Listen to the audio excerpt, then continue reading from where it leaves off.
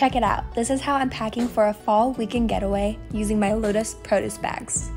First things first, I'm putting my cowboy boots on one side and going ahead and sealing that shut.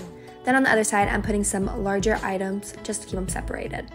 Next, I'm gonna organize. Using my large bag, I'm gonna go ahead and put some small tops into here. Something great about these is that they can help me sort my clean from dirty laundry while I'm away. They're multi-purposeful, simple to use, and keep me sustainable.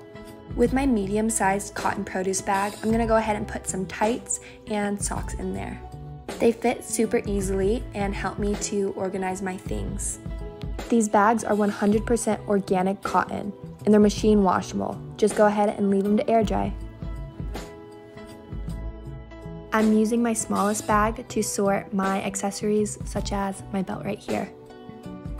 Next, I'm gonna go ahead and use my mesh bag, and these hold over 25 pounds. For this, I'm gonna go ahead and put some makeup.